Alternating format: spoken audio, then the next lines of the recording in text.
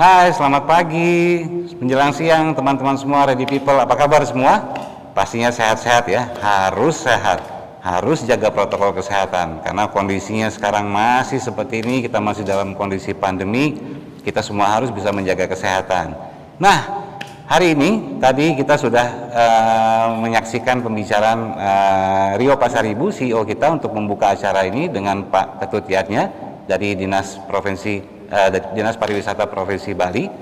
Berikutnya kita akan berbicara mengenai lebih dalam mengenai pariwisata di Bali dengan seseorang yang sangat spesial, seorang yang sangat berpengaruh di industri perhotelan di Bali, yaitu Bapak Yoga Iswara, Dr. Yoga Iswara, BBA BBM MMCHA. Beliau ini adalah Ketua dari IHGMA atau Indonesia Hotel General Manager Association Bali.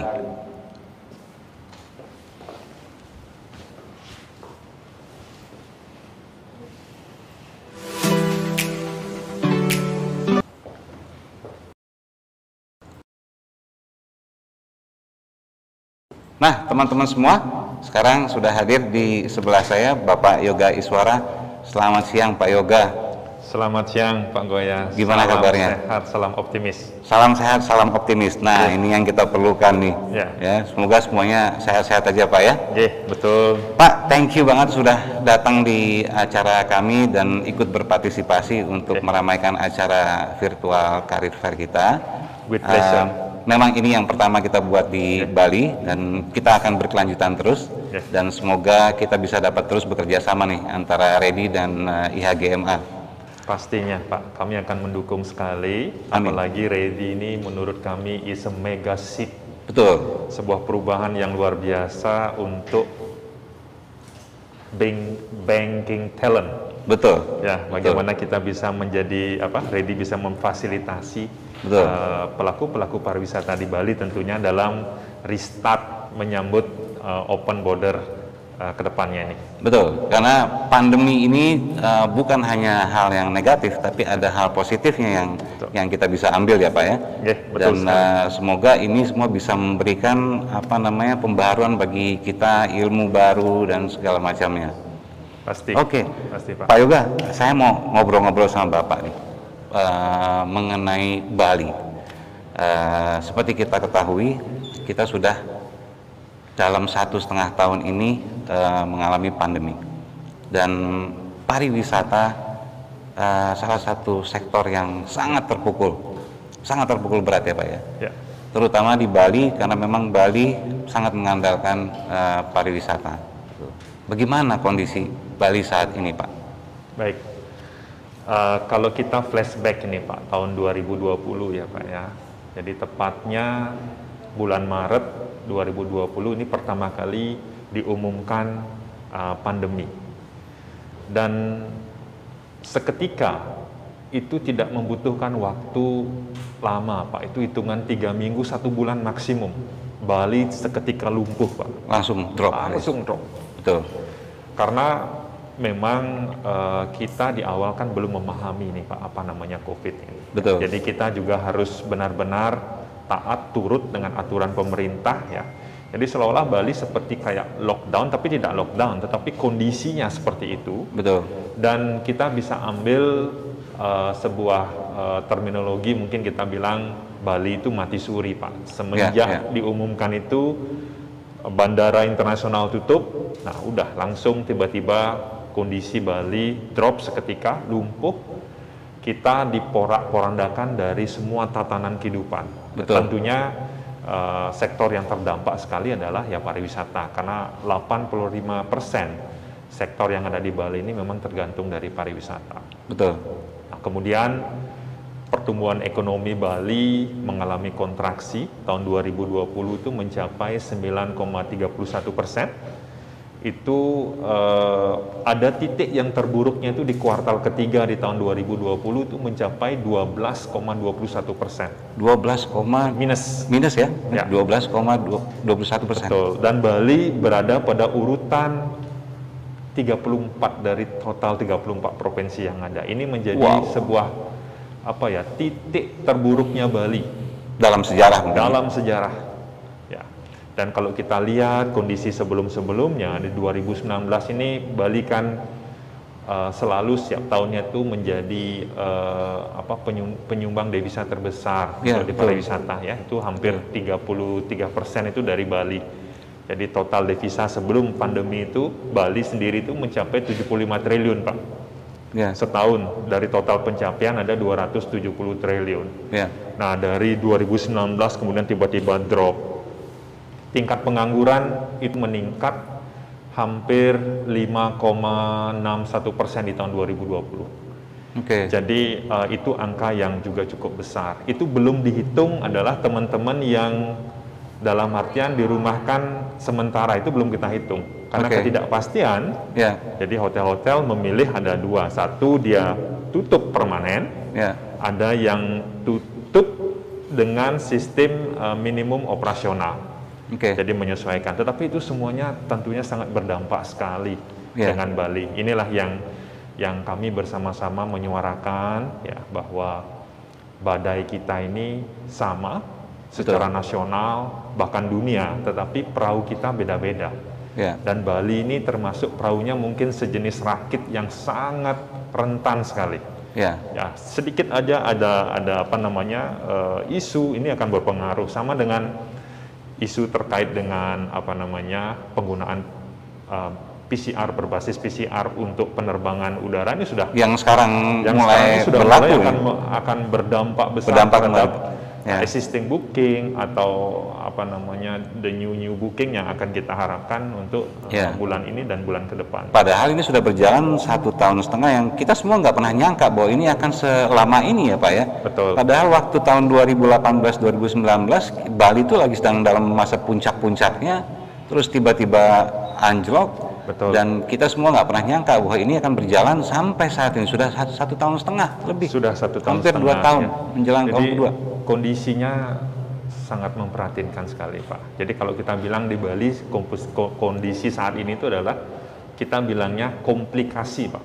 Ya. Jadi penyakit itu sudah tahapannya komplikasi. Jadi tidak hanya satu aspek saja yang menjadi fokus, tetapi aspek-aspek yang lainnya dalam tubuh kita ini sudah mulai meradang juga.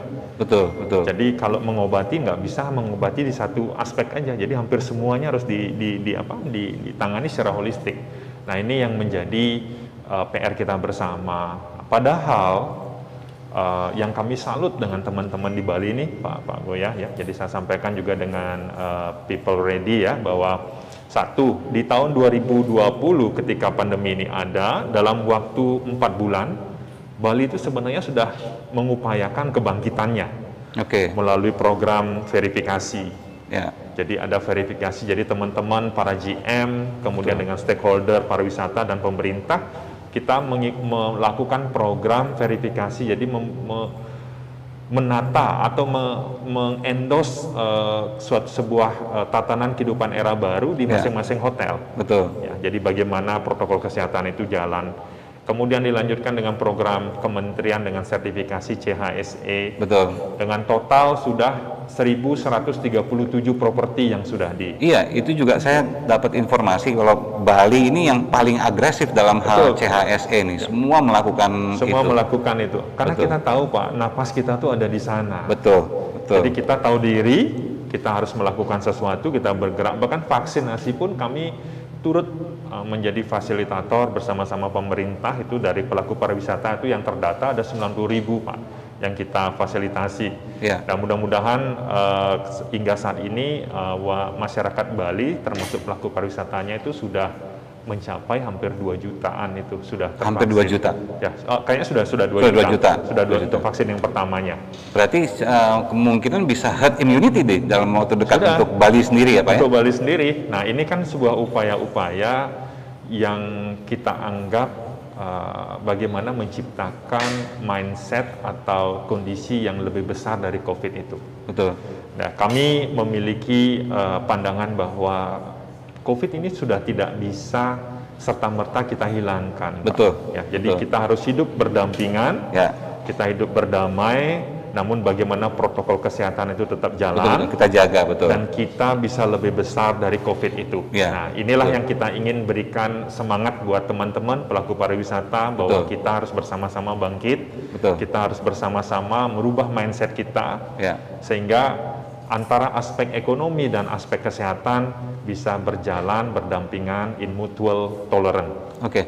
Nah, saya juga dengar Bali akan dibuka, border kita akan dibuka, Pak. Yeah. Gitu loh. Rencananya di bulan Juli ini. Mudah-mudahan. Nah, ya. seperti apa rencananya, Pak? Nah, dari apa yang kami usulkan, Pak, sebenarnya kepada masyarakat Bali, wacana open border itu berdasarkan dari apa? Satu, kesiapan Bali dalam melakukan tatanan kehidupan era baru ini. Jadi kami melihat kesiapan Bali ini sudah memungkinkan dan sudah siap untuk melakukan itu. Ya. Kemudian yang kedua, Bali ini tidak ada pilihan. The real solusi Bali ini adalah open border. Open border. Nah, cuma untuk bisa kita tetap menjaga parameter keamanan dari sisi aspek kesehatan. Nah, open border yang kita harapkan adalah open border yang selected, targeted, Betul. dengan tetap menggunakan manajemen risiko yang aman dan terukur. Betul. Artinya, yang datang ini adalah orang-orang sehat, contohnya adalah wisatawan yang sudah tervaksin, Ya. yang PCR-nya negatif, Ya. tinggal di ekosistem di Bali yang sehat. Betul. Ada green zone yang sudah diciptakan, ya. Ya. Ada hotel-hotel yang jumlahnya green point yang sebesar 1.137 industri pariwisata yang sudah siap. Jadi kita harus linkkan sesederhana itu. Ya. Yang datang harus sehat, tinggal di ekosistem yang sehat. Dan kita sama-sama mengawasi, memonitor, dan melaksanakan CSE itu dengan ketat. Sehingga kita bisa bernapas secara bertahap. Jadi kita tidak menargetkan kuantitas yang besar, Pak, ya. Jadi Betul. semuanya kita lakukan secara selected, targeted. Nah, ini yang Ya. kita harapkan bisa terjadi, Pak. Iya, dan masyarakat Bali kan juga sudah sadar wisata, Pak. Betul. Ya, jadi karena pariwisata adalah sektor yang paling terkena dampaknya. Ya. Jadi saya yakin juga masyarakat Bali bisa menjaga itu semua, kan. Betul. Gitu. Nah, tinggal kita ya menunggu kapan waktunya border ini Ketok palunya. ketok palunya. Ya. Gitu. Kita doa sama-sama, Pak. Oke, mudah-mudahan. Kita mengenai sumber daya manusia, orang-orang karyawan-karyawan ini Ya. di perhotelan, Ya. mulai dari level yang bawah sampai yang atas. Di era pasca pandemi ini, Ya. apa aja yang harus dipersiapkan bagi si karyawan-karyawan ini, Pak? Baik, ini menarik sekali. Dan dalam kesempatan yang baik ini menjadi sebuah ruang bagi kita bersama-sama untuk bisa lebih siap lagi. Sebelum kita bisa fokus terhadap skill apa yang perlu kita persiapkan dalam kondisi pandemi ataupun the next normal, dalam kondisi the new normal ataupun the next normal. Nah, kita harus pahami dulu apa yang terjadi dalam ekosistem kita. Ya. Nah, ada sebuah paradigma baru yang muncul. Nah, paradigma ini muncul karena adanya pandemi ini mendorong behavior dari customer itu berubah. Oke. Nah, ini pandemi ini mendorong. Kenapa dia customer behavior itu berubah? Itu sederhananya karena sifat manusia itu kan instingnya selalu berusaha mencari jalan untuk bertahan hidup. Very basic, fundamental. Betul. Ya. Nah, customer behavior ini berubah karena dia punya fundamental insting untuk bertahan, sehingga muncullah sebuah paradigma baru. Nah, apa itu paradigma baru? Nah, kami amati selama 1,5 tahun ini, Pak, ada 5 paradigma baru yang muncul, yang terutama berhubungan dengan hospitality. Oke. Yang pertama itu adalah paradigmanya attitude to hygiene is non-negotiable. Nah, Betul. ini yang pertama. Ya. Kebersihan ya? Kebersihan. Itu nggak bisa ditawar-tawar lagi Ini sudah. nomor 1, Pak. Mau bagaimanapun hotel tuh jual diskon-diskonan, kalau attitude to hygiene-nya tidak comply dengan ekspektasi dan harapan, jangan pernah ada berpikir itu bisa diambil ya oleh ini. Padahal kita di dunia perhotelan yang namanya hygiene, sanitasi itu sudah betul-betul dijalankan. Tetapi nah, dengan ada tambahan lagi, ya, bagaimana virus ini bisa kita kontrol, manage. Exactly, Ya, betul. dengan cara menggunakan masker, menggunakan cuci tangan, kemudian pembersihan kamar dengan disinfektan, ada UV light, ya. Kemudian bagaimana setiap orang harus punya pola saling melindungi. Nah, ini attitude to hygiene ini sudah tidak bisa ditawar-menawar. Betul. Ini menjadi paradigma baru yang pertama as the key point. Ya. Kemudian paradigma yang lainnya itu trust becoming the new mantra. Trust becoming the new mantra. Okay. Trust becoming the new mantra. Jadi ketika kita sudah bisa melakukan cleanliness yang bagus dan komitmen dan konsisten, ini akan memunculkan trust. Trust, betul. Nah, trust ini adalah mantra yang baru buat di sektor pelayanan. Betul. Jadi kita harus gain trust from the customer point of view. Sehingga kita sebutnya trust becoming the new mantra. Jadi kita mau kasih harga murah, mau diskon seperti apapun, kalau tidak ada trust, kalau nggak ada trust dalam hal ini, cleanliness dan kesehatan, forget about it. Ya, jadi kita harus pahamin. Jadi ada dua sudah. Kemudian yang ketiga, empathy is the new currency. Wah, nih kata-katanya keren-keren semua nih. Empati dalam artian apa? Dalam kondisi pandemi COVID sekarang ini, dalam situasi kita berbisnis, empati ini menjadi currency kita sekarang. Ya, betul. Contoh misalkan tamu datang tiba-tiba dia merasa saya kurang nyaman dengan kamar. Oh, saya nggak punya kamar, tinggal itu aja. Nah, ini udah bisnis habis sudah. Betul. Kita harus menciptakan bagaimana kita merasakan ketidaknyamanan tamu. Ada persepsi dari tamu melihat dari berbagai angle. Ini harus kita pikirkan sehingga kita sebut yang ketiga paradigmanya adalah empathy becoming the new currency. Kemudian yang keempat, digital is the next amenities. Exactly, betul. Nah, digital ini suka nggak suka, walaupun tidak ada COVID, digital sudah menyerang ini, sudah menjadi apa namanya kehidupan kita, lifestyle kita di industri 4.0. Namun dengan adanya pandemi COVID, dengan adanya COVID ini, segala sesuatu kegiatan yang bisa less kontak ini akan menjadi nilai poin yang bagus buat sebuah institusi. Contoh mulai dari check-in menggunakan registrasi online, makanan di restoran menggunakan barcode.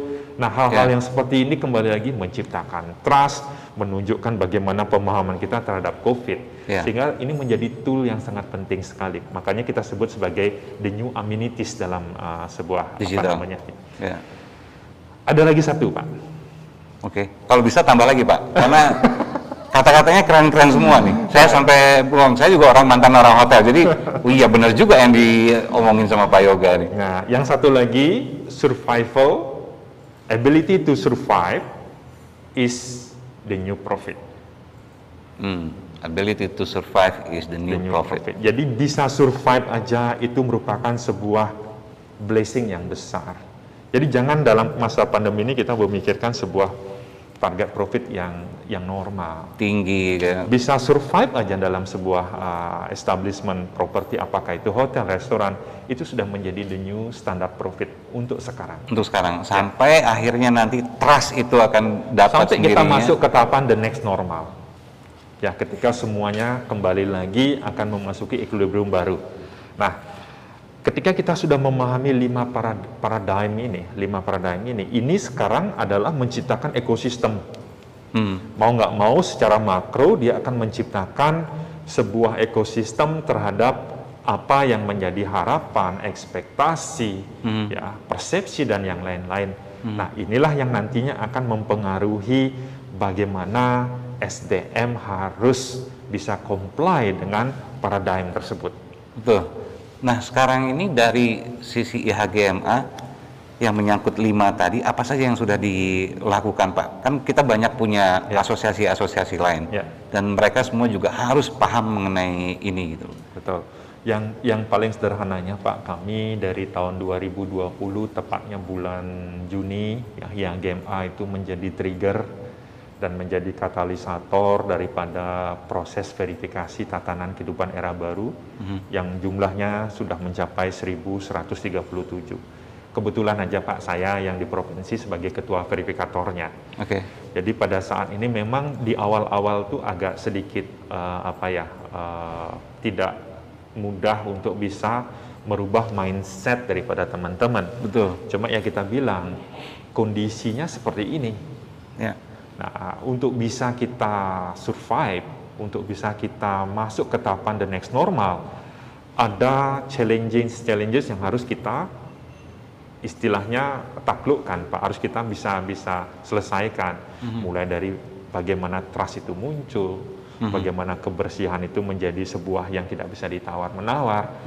Nah, yang kami lakukan adalah bagaimana poin-poin yang tadi, Pak, rohnya itu dimasukkan ke dalam SOP, standar operating procedure sebuah establishment. Betul. Jadi kita buat contoh SOP-nya, kadang-kadang teman tinggal amati, tiru, modifikasi, sesuaikan dengan kondisi kita masing-masing. Kemudian yang terpenting adalah bagaimana itu bisa dipahami untuk secara goalnya adalah bisa saling melindungi. Ada istilahnya hotel responsibilities-nya, ada guest responsibilities-nya, ada juga misalkan vendor atau third party responsibilities. Nah, semua itu kita petakan sehingga kita punya istilahnya kewajiban yang sama untuk bisa saling melindungi. So we are sharing responsibility terhadap hal-hal seperti ini, Pak. Betul. Nah, ini yang menyebabkan pemahaman kita lebih cepat mencapai klimaksnya. Ketika kita sudah mencapai titik jenuh, Pak. Jenuh dalam artian bukan berarti yang negatif ya. Bahwa kita tahu bahwa COVID ini cuma segini aja loh. Ya, dia hadir, bahkan kami sekarang sepakat bahwa COVID ini hadir harus diberikan treatment yang sama seperti penyakit-penyakit yang lainnya. Tinggal bagaimana pola kita atau manajemen risiko ini kita tetap lakukan untuk bisa mencapai parameter yang aman. Seperti yang dilakukan oleh Singapura ya Pak ya, baru-baru ini mereka mengannounce bahwa COVID ini sama saja dengan flu biasa, harus diperlakukan sama gitu loh. Harus diperlakukan sama. Karena kalau tidak ya kita nggak akan pernah tidak pernah move on, maju, tidak akan pernah move forward, yes. Dan juga yang saya juga khawatirkan masalah lagi, kembali lagi ke dalam Balinya sendiri, kita sendiri Pak. Kalau kita tidak siapkan semua infrastruktur yang seperti Bapak katakan tadi, saya khawatir negara lain, terutama kompetitornya Bali nih, takutnya mereka lebih siap, lebih agresif dalam hal ini. Ya tentunya orang kayak yang tadi Bapak bilang, mereka akan cari di mana tempat berlibur yang paling aman, dan ya sehat. Betul, ya kan Pak? Betul. Itu yang menjadi kunci Pak. Betul. Nah sekarang ini dengan kita sudah melakukan semuanya, tentunya the next step kita itu tidak ada yang namanya zero defect Pak. Jadi jangan pernah berpikir COVID-nya harus nol dulu baru kita buka. Jangan pernah berpikir seperti itu. Kalaupun nanti seandainya kita buka dan ada case, ya mitigasinya tetap harus jalan. Bahkan di Bali ini tingkat kesembuhan itu mencapai 96% Pak. Case fatality rate-nya itu 3, berapa persen, 3,18 atau berapa persen, itu kita masih anggap aman. Iya, saya dengar dari Pak Yatnya tadi sampai per hari itu kasus cuma 20, 30, artinya sudah rendah sekali. Kalau yang kemarin ini mungkin 1 minggu yang sekarang ini agak sedikit naik, ya, yang betul. Tapi kemarin yang sekarang kita harus lihat, kita nggak boleh, baik kita harus dalam artian gini, kita harus paham dan mengupayakan kenaikan itu atau yang case positif itu serendah-rendah mungkin. Tetapi jangan sampai ketika memang dia becoming naik, ya itu membuat kita panik semua. Betul. Nah ini yang kita harus jaga mindsetnya. Kita harus lihat juga ada indikator case fatality rate-nya bagaimana, tingkat kesembuhannya seperti apa.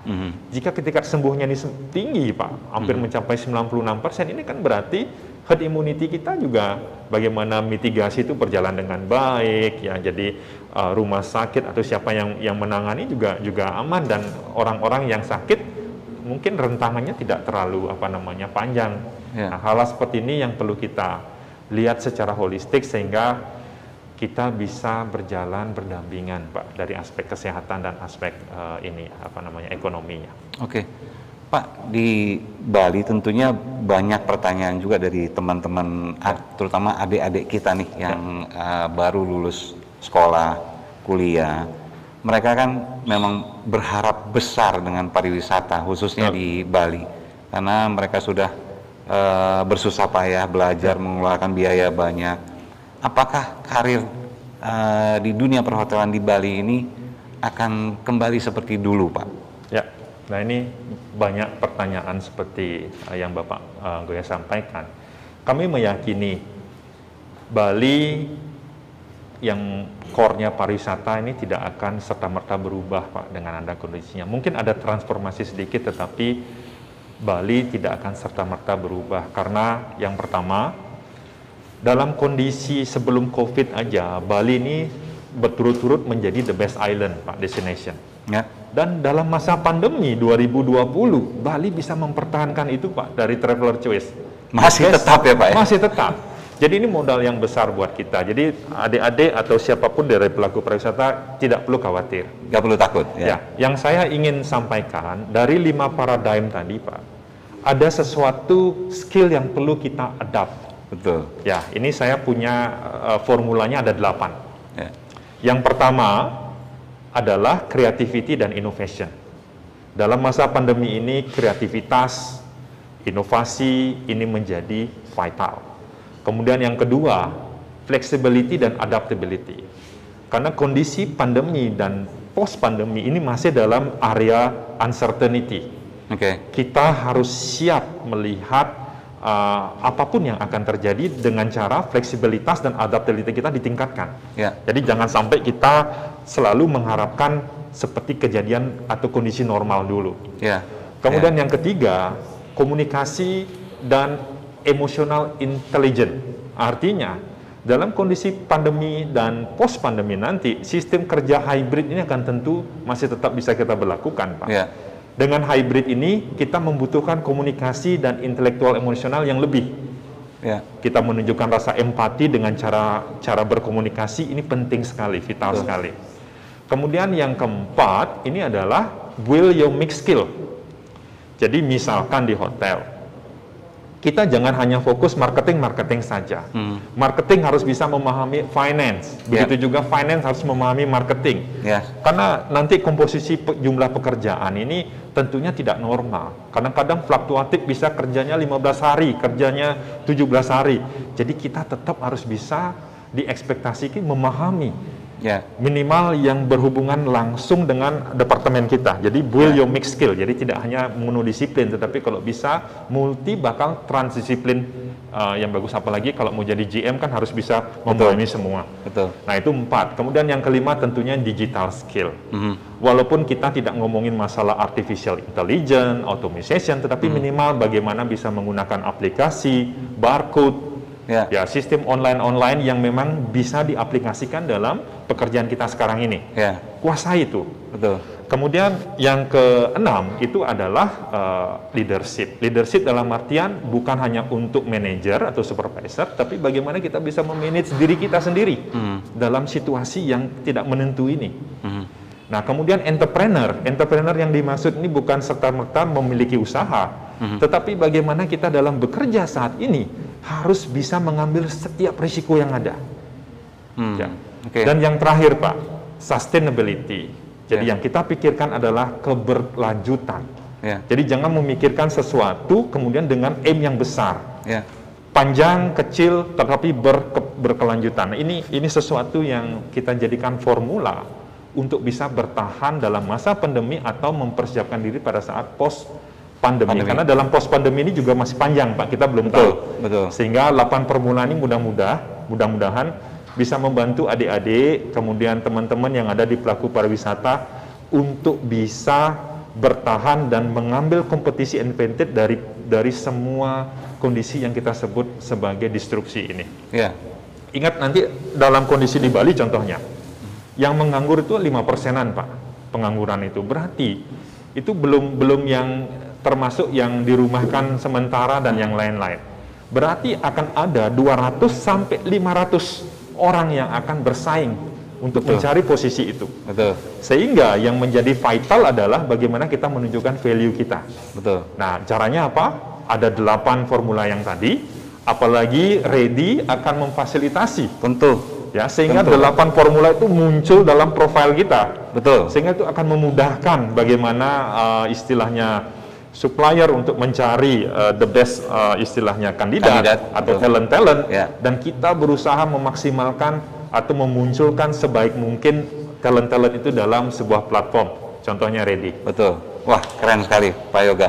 Jadi memang di kondisi seperti ini kita ini semua bukan hanya adik-adik kita yang baru lulus sekolah, tapi kita pun yang sudah berpengalaman, kita harus bisa punya skill yang lebih lagi. Karena dengan kondisi sekarang, skill yang lama itu sudah nggak cukup. Dengan adanya new era semua segala macam, kita harus memiliki skill yang baru lah Pak ya. Baiklah kalau gitu Pak Yoga, terima kasih banyak Pak atas kedatangan Bapak dan menjadi narasumber di kami. Kita semua berdoa semoga Bali bisa kembali bangkit. Makanya tema kita juga di sini juga kembali bekerja. Kami ingin saudara-saudara kita di Bali semua untuk bisa kembali bekerja. Pastinya juga kita berharap pariwisata di Indonesia, khususnya di Bali ini cepat pulih Pak. Karena kita semua, saya yakin teman-teman Ready People juga sangat mencintai Bali, karena Bali itu tempat yang luar biasa untuk berlibur. Jadi kami semua ingin sering ke Bali lagi seperti dulu tanpa harus PCR yang ketat lah ini segala macam. Semoga border juga cepat dibuka ya Pak. Itu harapan kita semua. Nah baik, Ready People, teman-teman semua, itulah tadi pembicaraan saya dengan Pak Yoga Iswara, Ketua IHGMA atau Indonesia Hotel General Manager Association. Semoga bermanfaat bagi teman-teman semua dan informasinya bisa kita gunakan untuk ilmu kita ke depan. Terima kasih. Oh ya, giveaway, jangan lupa kita akan ada giveaway. Untuk detailnya silakan pantengin terus di sosial media kita. Oke, terima kasih. Sampai jumpa.